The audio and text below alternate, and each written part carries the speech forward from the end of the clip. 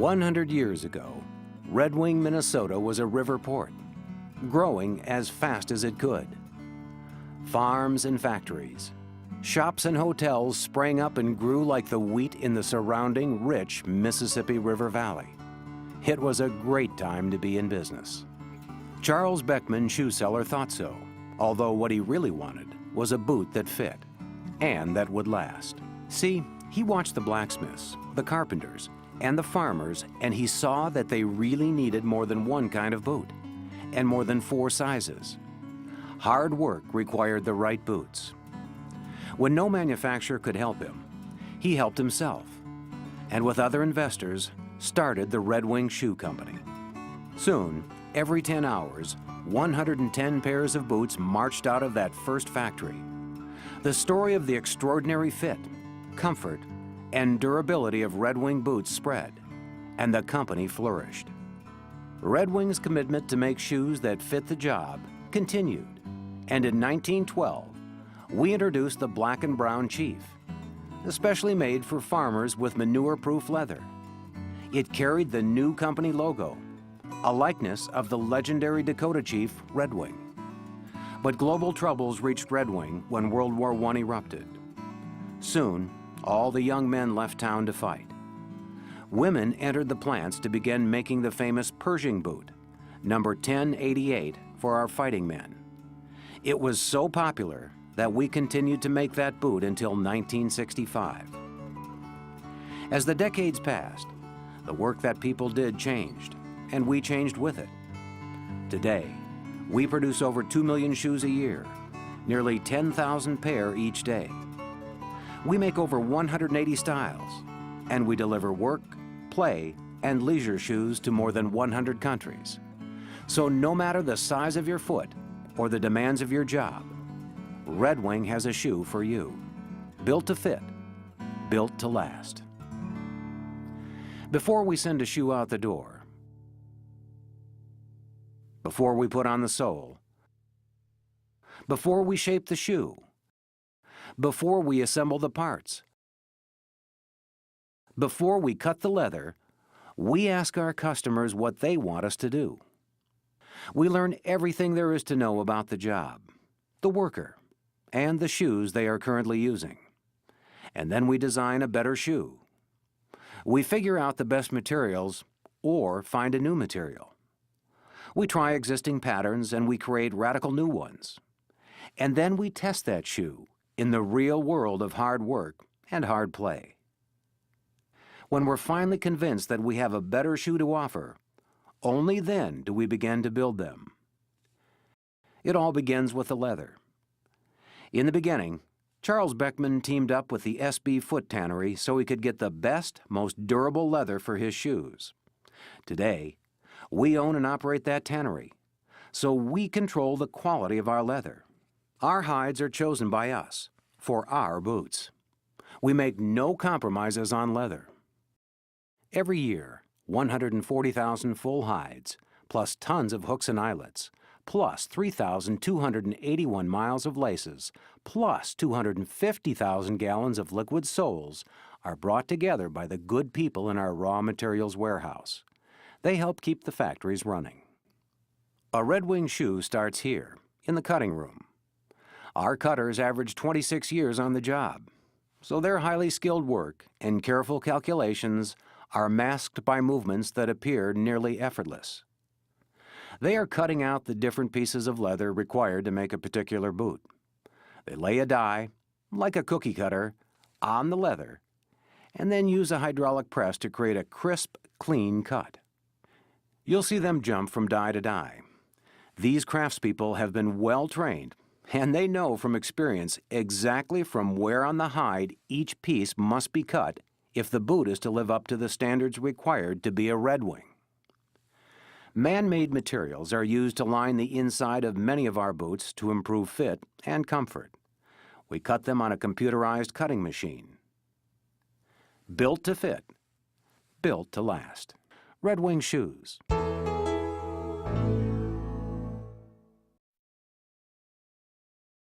Welcome to the fitting room, where naturally enough, we are fitting together the pieces the cutters created. Dozens of experienced, skilled hands sew one piece to another, proudly building a Red Wing boot. In fact, building some Red Wing boots requires over 120 hand operations. In the fitting room alone, there are often 30 steps. It's a logical path we follow, but at first it's hard to tell what's happening. Think of it as building a kit. You put the sub-assemblies together first, and then join them into larger parts. Let's start here. A label, including the size, is sewn onto a gusset, which is the soft piece of leather under the laces. Some parts get die marked to guide the sewing done later, and some get trimmed. That's called skiving. She's cutting a bevel on the edge. Here, she's attaching a liner for the toe. Notice that part of it isn't glued? That's so the steel toe can be inserted later. Here's the beginning of a heel being assembled. This computer-controlled stitching is sewing quarters to counters. Here's what it looks like on the eventual boot. Dozens of people join this piece to that one, and soon you can recognize parts of your boots. See that stitch? That's Puritan triple stitching. It's one of the things that makes Red Wings just plain better. Stitching is very free-form handwork that takes a great deal of eye-hand coordination. We assemble the gusset and attach the eyelets. And finally, we attach gusset and vamp. This is called gusset stitching.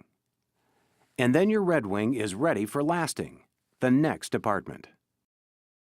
Built to fit, built to last. Red Wing shoes.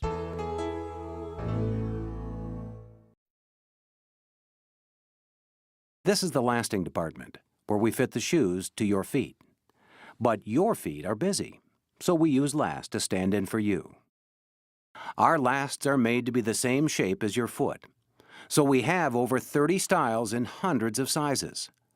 They are made of a very dense plastic, so we can use them many times over before they have to be replaced. We begin with an insole, the foundation of a Red Wing. When we're done, the insole will keep the rest of the components working together, maintaining the boot's shape and comfort. Here, you can see the insole. Below the insole, we'll create stability, cushioning, and wear resistance.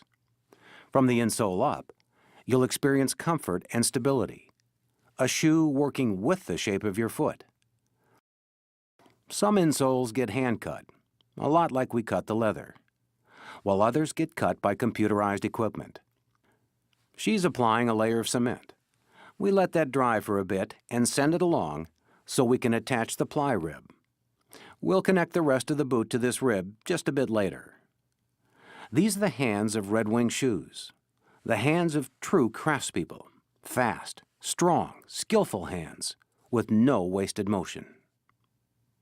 First, we temporarily tack the insole to the last. Then we insert a counter, a stiffener between two layers of the heel, and tack the whole boot to the last, again, temporarily. This is four-part lasting. Here, the front of the shoe, the vamp, is softened by heat and stretched over the last. The toe, the most noticeable part of your boot, is formed.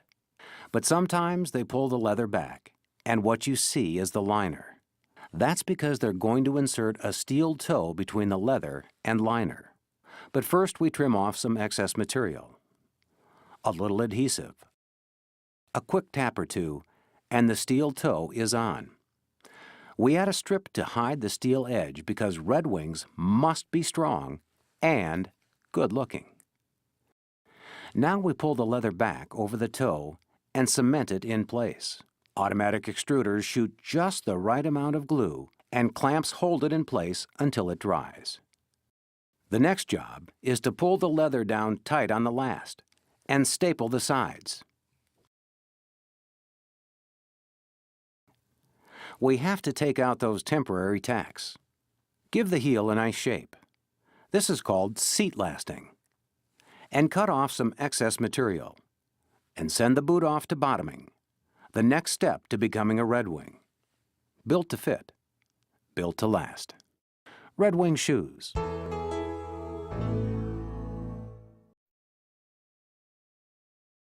Bottoming, this is where the rubber meets the road. Well, sort of. We do attach the bottoms or soles of shoes here, but the outsoles are actually made of 3 materials: urethane, rubber, and crepe. We attach bottoms in 2 basic ways. The first is called traditional welt attachment, because it's the way soles have been attached since even before we began making shoes. The other method is direct attach, because the bottoms are molded directly onto the boot. For most boots, we attach a welt, which provides a surface to help attach the bottom. Traditional welt attachment requires about a dozen steps. It begins with a midsole, which adds both cushioning and stability. We glue on a shank, sometimes metal, sometimes plastic. Then we spread on some hot cork. It looks a little like peanut butter. We set it aside to dry and cool, where it forms a firm cushion for your foot. The next steps vary from boot style to boot style. We apply cement and we sew on layers, sometimes sewing all around, sometimes not around the heel, and we trim and shape. We cement and sew on the outsole. The outsole performs 2 functions: withstanding abuse from below, yet flexible enough to protect your body from jarring with each step. Some boots get heels nailed on. A metal plate on the last, inside the boot, crimps the end of the nails so they hold firm. This machine nails on the heel. And those heels get trimmed and scoured, which puts a nice finish on the edge. It's difficult to imagine how tough this job is, because he makes it seem effortless. But in one cut, he has to make a smooth edge to the sole. Beautiful. Our second kind of bottoming is called direct attached welt. We do that in 3 different but similar ways. We skip the bottom filler and midsole and attach the sole directly to the welt. Liquid chemicals partially fill a mold. The boot is clamped into the mold and sent off into the tunnel. As it passes through, the chemicals react, completely filling the mold, bonding to the boot and hardening. At the end of the tunnel, he unclamps the boot, sends it off to finishing, and reloads for another cycle. Variations on this process allow us to do some amazing things with bottoms. We can mold 2 densities, one for durability and one for comfort. We can include special inserts like this. We can even attach directly to the boot with no welt at all. This robot is roughing the side of the boot, making a surface for the urethane to adhere to. Here's what the finished boot looks like. That's the story of bottoming, and we are near the bottom of the story. It's on to finishing. Built to fit, built to last. Red Wing shoes.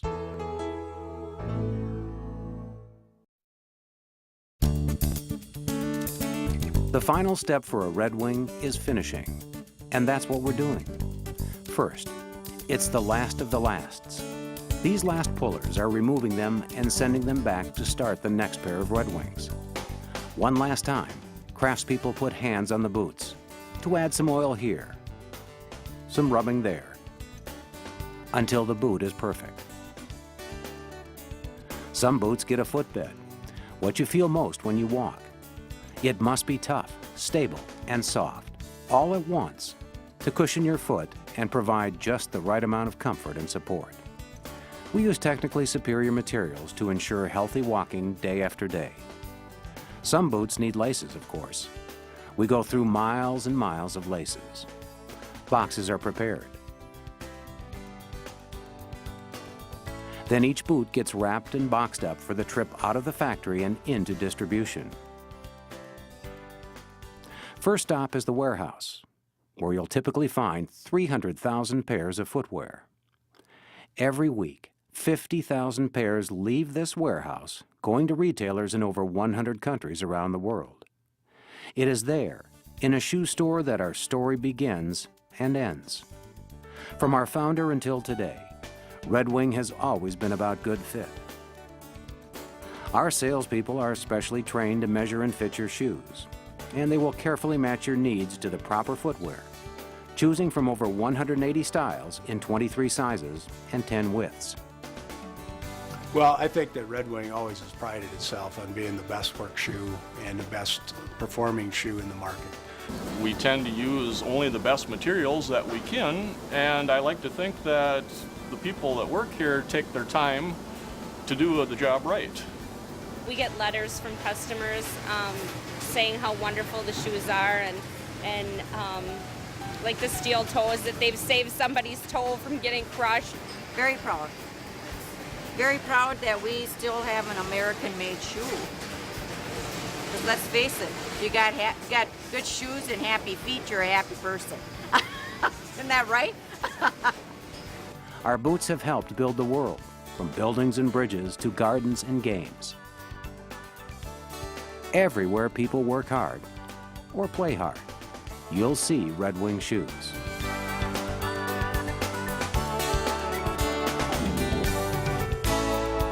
Built to fit, built to last. Red Wing shoes.